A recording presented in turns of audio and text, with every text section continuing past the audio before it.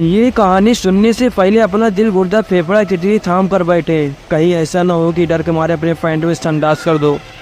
रात के लगभग 2 बज रहे थे। जोरों की बारिश हो रही थी, चारों ओर घना अंधेरा था।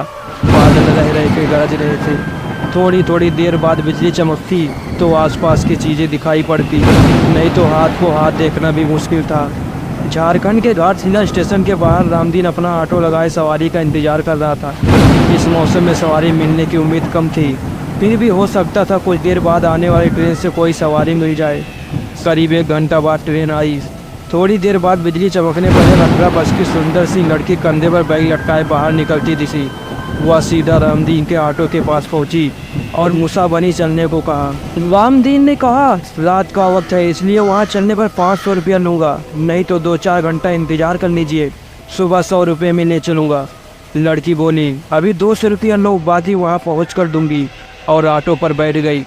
करीब आधे घंटे बाद लड़की ने एक मकान के सामने गाड़ी रुकवाई और घर से पैसा लेने की बात कहकर अंदर चली गई।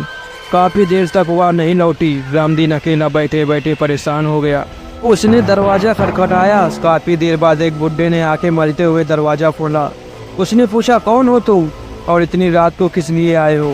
रामदीन बोला, जो मेम साहब थोड़ी देर पहले आई है, उन्होंने मेरा पूरा भाड़ा नहीं दिया है। बूढ़े ने आश्चर्य से उसकी ओर देखा और बोला, यहाँ तो कोई मेम साहब नहीं रहती, मैं अकेला रहता हूँ। रामदीन की नज़र एक फ़ोटो पर पड़ी। उसने कहा, यही मेम साहब तो आई थी मेरे साथ, इन्हें मैं स्टेशन से लेकर आया हूँ। बूढ़े ने उसे आश्चर्य से देखा और फिर बोला, इस लड़की को मरे 8 साल हो गए हैं, देखो फोटो पर माला डाला हुआ है। ये मेरी पोती थी, ये कैसे आ सकती है? रामदीन के होश उड़ गए और वह चुपचाप अपने ऑटो के पास पहुंचा। उसने देखा कि सीट पर 100 के 3 नोट रखे थे। उसने नोट जेब में रखा और वहाँ से बेतहाशा भागा। उस दिन से रामदीन ने रात में ऑटो चलाना छोड़ दिया।